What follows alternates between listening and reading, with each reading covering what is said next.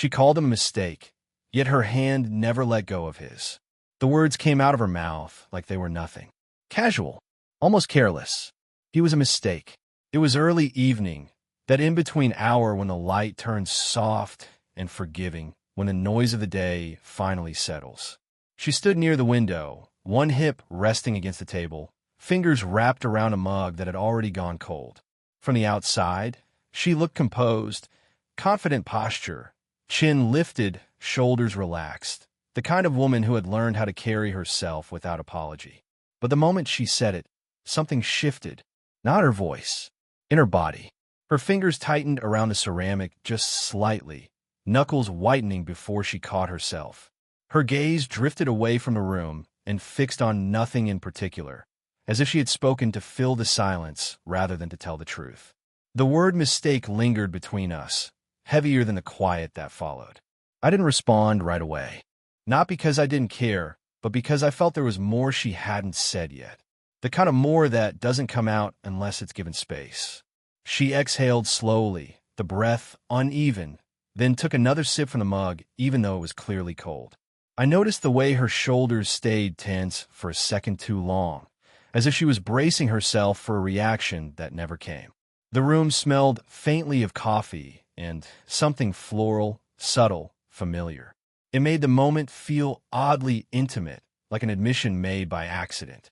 When she finally looked back, her eyes didn't meet mine at first. They paused just below, then lifted, cautious, searching. There was confidence there, yes, but also something quieter underneath it. A guarded vulnerability she probably didn't let many people see. I shifted slightly closer without thinking. Not enough to crowd her, just enough to be present. The floor creaked softly beneath my weight, and her eyes flicked to the sound. She noticed everything. She always did. What do you mean? I asked, keeping my voice steady. For a moment, I thought she might brush it off. Smile. Change the subject. That's what someone like her would usually do. Instead, she hesitated. The mug lowered slowly from her lips. Her free hand smoothed over the side of it, thumb tracing the same spot again and again. It's complicated, she said quietly. The word didn't push me away. It pulled me in. She wasn't asking for forgiveness. She wasn't asking for reassurance either. It felt like she was testing whether the truth, whatever shape it took, would be safe here, whether saying it out loud would cost her something. The light from the window caught the side of her face, softening the lines that spoke of years lived fully, carefully. She looked at me then, really looked, and in that moment I understood something important. If he was truly a mistake, she wouldn't still be holding on to him this way. After that evening, nothing was said, and yet everything felt different. The days that followed slipped into a quieter rhythm, but the air between us carried a weight I couldn't ignore. Conversations still happened, smiles were still exchanged, but there was a new awareness threaded through every moment. The words she'd used lingered like a half-finished sentence, never repeated, never corrected. And somehow, that silence spoke louder than any explanation. She stayed close without making it obvious. Close enough that I could feel her presence before I saw her. Close enough that empty space seemed to shrink when she entered a room. There was intention in it, not urgency, not desperation, just a steady pull that neither of us acknowledged out loud. We sat side by side one afternoon, the kind of afternoon where time drifts slowly, stretched thin by warm light and distant sounds. Our shoulders were barely apart, close enough to notice the warmth of her body, close enough that moving would have felt like a decision. She crossed one leg over the other, and in doing so, her knee brushed against mine. It was brief, accidental maybe, but she didn't move away. Neither did I. The contact lingered, light but unmistakable. I could feel the soft pressure through the fabric, the subtle tension in her posture, as if she was waiting to see what I'd do. My breath caught for a second before settling again.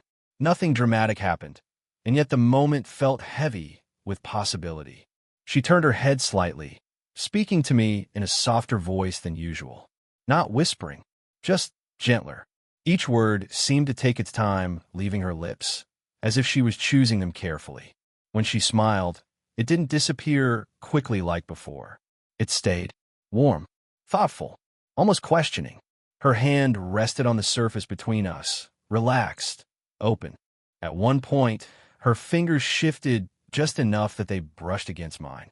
The touch was fleeting, but the sensation stayed, spreading slowly, leaving behind a quiet awareness of her skin against mine. It felt intentional in the way unintentional things sometimes are when the truth hasn't been spoken yet.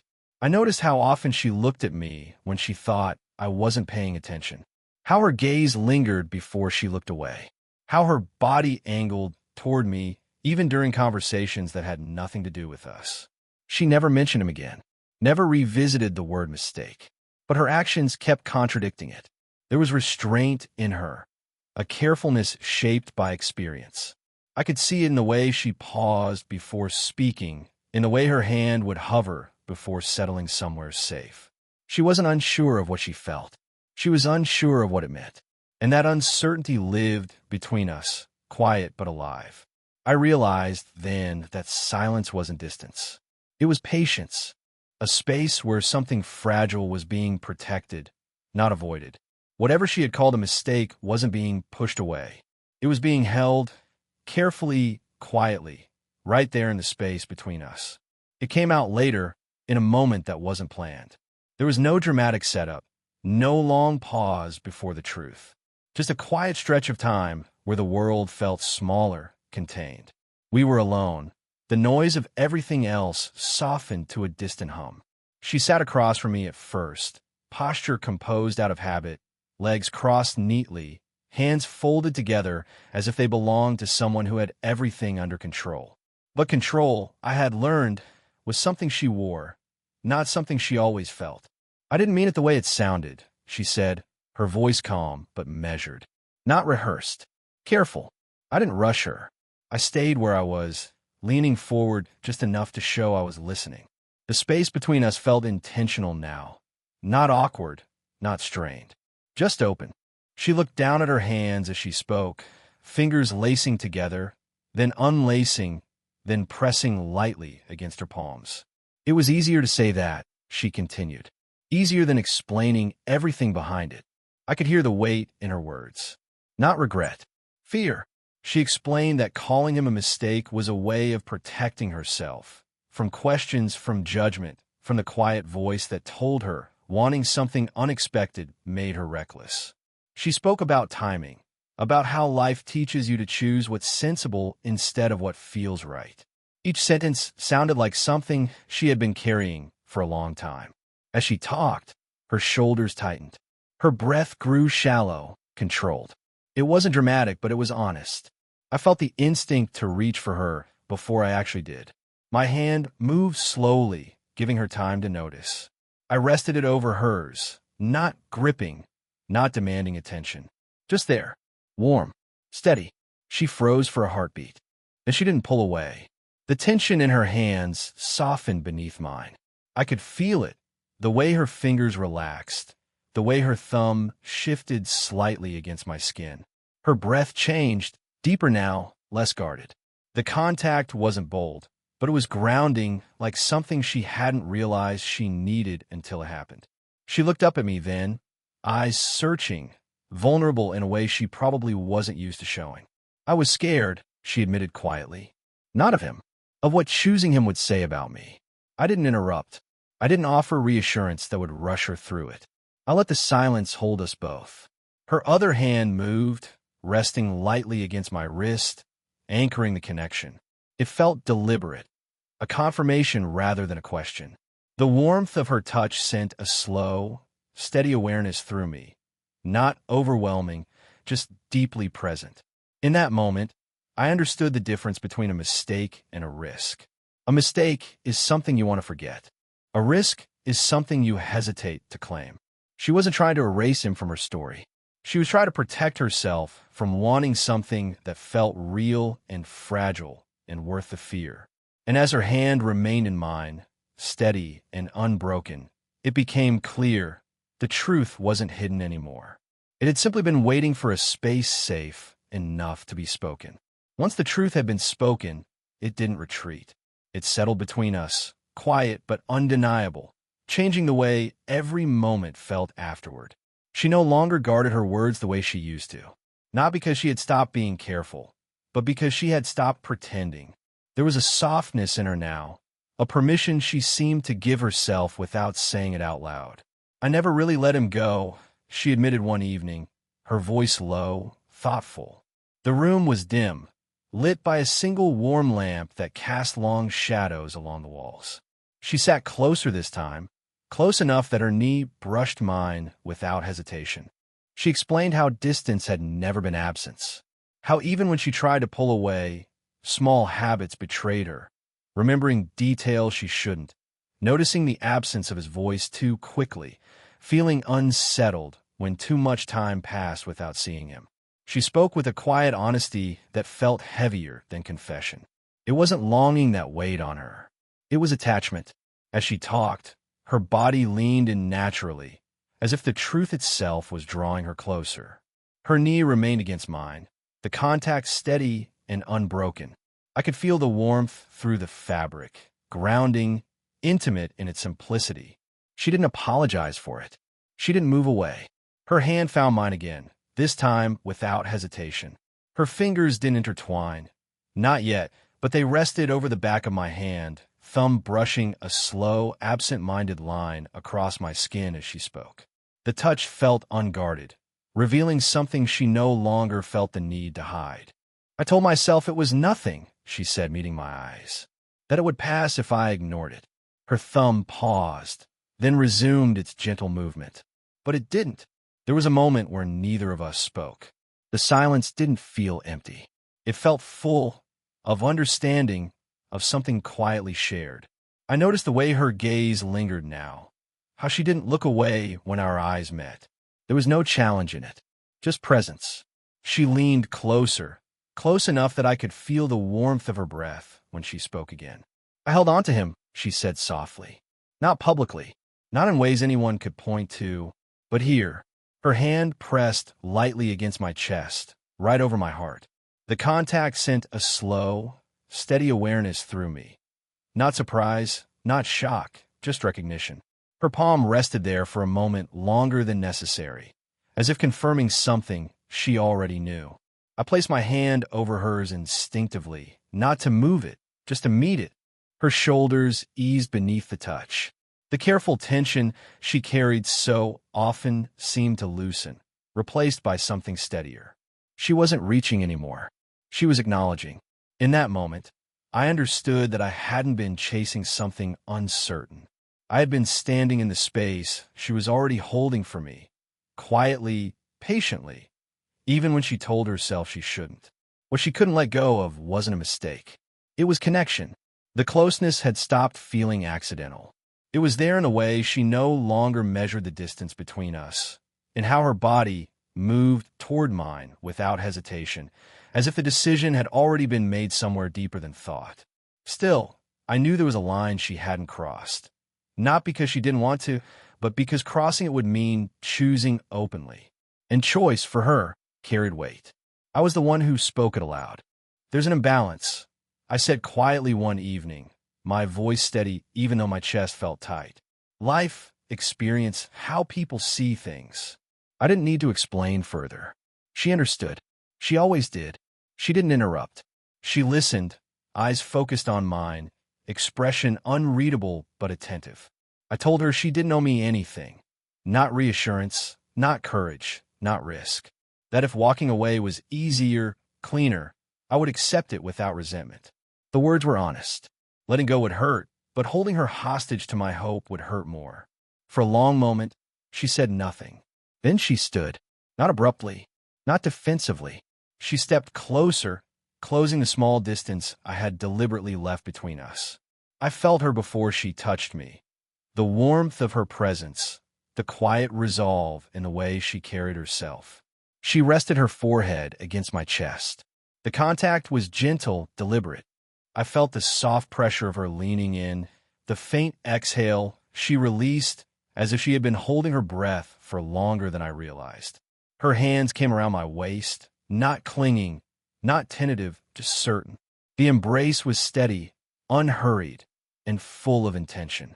In that moment, everything she didn't say became clear. I lower my arms slowly, giving her space to pull back if she wanted. She didn't. Instead, she settled more fully against me, cheek resting lightly against my chest. I could feel the quiet rhythm of her breathing, the calm beneath it. This wasn't fear-seeking comfort. This was choice. "I'm not walking away," she said softly, her voice muffled but sure. Her fingers pressed lightly into my back, anchoring herself there. The touch carried weight. Not urgency, not desperation, but resolve. She wasn't holding on because she was afraid of losing something. She was holding on because she knew exactly what she was choosing to keep. I rested my hand against her upper back, palm warm through the fabric. Not pulling her closer, just there, meeting her where she was. The simple contact felt grounding, as if the world had finally aligned into something honest. She lifted her head slightly, just enough to look up at me. Her expression was calm now, settled. The tension I'd seen in her so many times before, the careful restraint, was gone. In its place was something quieter and stronger. "I needed to know you'd let me go," she said, before I could stay. Her honesty didn't sting. It made sense. I nodded, my thumb brushing once along her shoulder in a small, reassuring motion. She leaned back in immediately, closing the space again without hesitation. The moment didn't need more words. The choice had been made, not loudly, not dramatically, but in the way she held me, openly and without apology. The moment didn't arrive with drama. No raised voices, no ultimatums, just a quiet pause where everything we hadn't said gathered in one place. I was the one who spoke first, not because I wanted to push her, but because I respected her too much not to. I told her I understood the difference between wanting something and being ready to stand in it. I acknowledged the distance between our lives, not in numbers, not out loud, but in experience, reputation, expectation. I gave her the choice without bitterness. "If this is where it gets heavy," I said gently, "it doesn't have to be carried." She didn't answer right away. Instead, she stood and moved closer, slow and deliberate. Not rushed, not uncertain. She stopped in front of me, close enough that I had to tilt my head slightly to meet her eyes. I could see the conflict there, not doubt but awareness. The kind that comes when you know exactly what you're choosing. Her hands hovered for a moment, suspended between hesitation and truth. Then she placed her forehead against my chest. The contact was light at first, almost tentative, as if she was testing whether the moment would hold. I felt her exhale there, long and unguarded, and something in her posture softened. Her arms came around me next. Not tightly, not desperately, just enough to say I'm here. Her cheek rested against me, warm and steady, and I became aware of how intentionally she was holding on. This wasn't instinct. It was decision. I wrapped my arms around her back, slow enough to give her space to pull away if she needed to. She didn't. If anything, she leaned in more fully, her weight settling into the embrace like she had finally stopped resisting it. I could feel her heartbeat through the closeness, calm but present, no longer hurried. "This isn't confusion," she said quietly, voice muffled but clear. "It's fear letting go." I didn't reassure her with promises. I didn't tell her it would be easy. I simply stayed where I was, holding her in a way that asked for nothing more than honesty. My hand rested between her shoulder blades, steady, grounding. She responded by tightening her arms just slightly, enough to be felt. That was the choice. Not spoken loudly, not announced.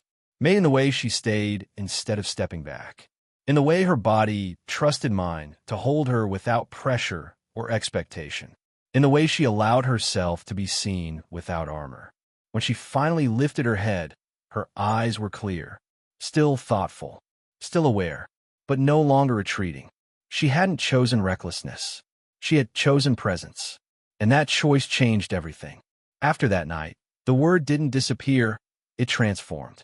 She brought it up herself, days later, when the air between us felt lighter, less burdened. We were sitting close, not touching at first, but aware of each other in a way that no longer felt fragile. She traced a slow line along the seam of the couch with her fingers, thoughtful, reflective. "I've been thinking about that word," she said. "Mistake." I turned toward her, giving her my full attention. She deserved that. I used it because it sounded final, she continued, like something already decided, something I didn't have to explain. She glanced at me then, and there was a softness in her expression I hadn't seen before. Not uncertainty, clarity, but it was never regret. She reached out, fingers brushing my forearm first, then settling there more confidently. The touch was warm, familiar now. Her thumb smoothed lightly over my skin as she spoke, grounding herself as much as me.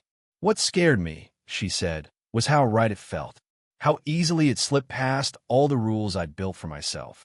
I let that sit, let her finish. She leaned in closer, our shoulders touching fully now. The contact wasn't charged anymore. It was comfortable, earned. Her head tilted slightly, resting against my shoulder, and I felt the quiet trust in that simple gesture. A mistake is something you wish you could undo, she said softly. This was something I was afraid to claim. I lifted my hand and brushed a strand of hair back from her face, slow and careful. She didn't flinch. She closed her eyes for a brief second, leaning subtly into the touch. The moment was tender without being heavy, intimate without needing words. Her lips brushed my cheek, brief, deliberate, full of meaning. Not a question, not a test, just reassurance. She stayed there afterward, fingers lightly gripping the fabric at my shoulder, as if anchoring herself to the truth she'd just spoken. Her body felt relaxed now, no tension in her posture, no guarded angles. Just presence. In redefining the word, she had released herself from it. What she once called a mistake became something else entirely. A reminder that desire doesn't always arrive conveniently, and connection doesn't always follow permission. Sometimes it simply waits for honesty. And in that honesty, we found something steady, not hidden, not rushed, and no longer afraid to be named. The moment didn't arrive loudly. It didn't announce itself. It slipped in quietly, the way important things often do, and waited to see if either of us would recognize it. I was the one who spoke first, not because I was braver, but because the weight of everything unspoken had become heavier than the risk of saying it. I acknowledged the things neither of us had named directly. The difference in experience, the way people look from the outside, the questions she would have to answer that I wouldn't. I told her she didn't owe me anything, that if walking away made her life simpler, I would understand. The words weren't a test. They were an offering. She didn't answer right away. Instead, she stood and moved closer, stopping just in front of me, close enough that I had to tilt my head slightly to meet her eyes. Her hands hovered for a moment, unsure, not of what she wanted, but of how openly she was willing to claim it. Then she leaned forward.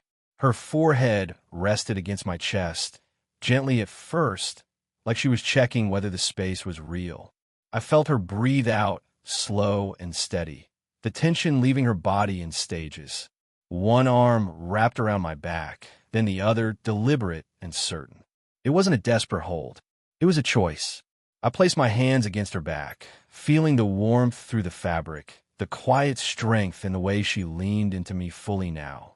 Her head shifted slightly, resting more comfortably, like she had finally stopped bracing for impact. I don't want the easy answer, she said softly, voice muffled but clear. I want the honest one. The embrace deepened, not tighter but closer. Her fingers pressed lightly at my side, grounding herself there. I felt the steadiness of her heartbeat, calm and sure, and realized this wasn't hesitation anymore. This was decision. She pulled back just enough to look at me, her hand still resting against my back, thumbs brushing slow, thoughtful paths. Her expression held no doubt now, only resolve shaped by understanding. In that moment, I understood something important. Choosing someone doesn't always mean leaping. Sometimes it means standing still and refusing to step away. And she didn't. Later, when the intensity of that choice had settled into something steadier, she spoke again, not with urgency, but clarity. I need to say something, she said, her voice calm but sincere. We were sitting close, shoulders touching, the space between us no longer undefined. She turned slightly toward me, one leg folded beneath her, the other angled just enough that her knee rested against mine. Her hand moved to my shoulder, smoothing the fabric there slowly, thoughtfully. I used the wrong word, she admitted. Mistake. She explained that it had never been about regret. Never about wishing he hadn't existed in her life. The word had been a shield, something sharp enough to keep questions away, strong enough to quiet her own fear. Wanting something that felt right had scared her more than wanting something that made sense. As she spoke, her fingers traced small, reassuring patterns against my shoulder, grounding both of us in the present. I felt the sincerity in every movement, every pause. This wasn't justification. It was understanding. She leaned in and pressed a soft kiss to my cheek, brief, unhurried, full of meaning. It wasn't meant to claim. It was meant to reassure. Her forehead rested against my temple afterward, and she stayed there, breathing evenly, like she had nothing left to prove. A mistake is something you wish you could undo, she continued quietly. This was something I was afraid to want. Her hand slid down to rest over mine, fingers curling gently, not interlacing but holding firmly enough to be felt. I turned my palms slightly to meet hers, and she responded by squeezing once, a small, certain gesture. The word no longer held power between us. It had been reshaped, stripped of its weight, replaced by something truer. Not a mistake. A risk worth taking. The end didn't feel like an ending. It felt like arrival. There was no dramatic declaration, no moment meant for an audience. Just the quiet certainty of being where we were meant to be, together, openly, without flinching. We sat side by side, close enough that separation felt unnatural now. Her head rested against my shoulder, comfortably, confidently, not leaning for support, choosing closeness. My arm wrapped around her back, my hand resting just below her shoulder blade, feeling the steady rise and fall of her breath. She fit there easily, like she had always known the shape of that space.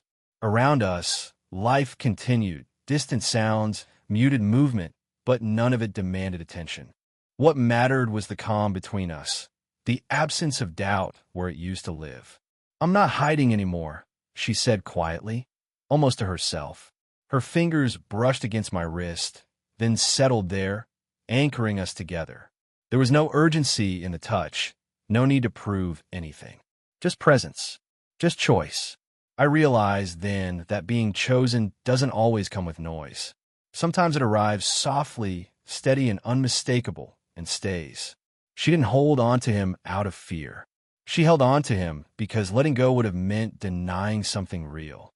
And now, as she leaned into me fully, not guarded, not cautious, it was clear, whatever had once been called a mistake had become something else entirely. Not hidden, not hesitant, just held.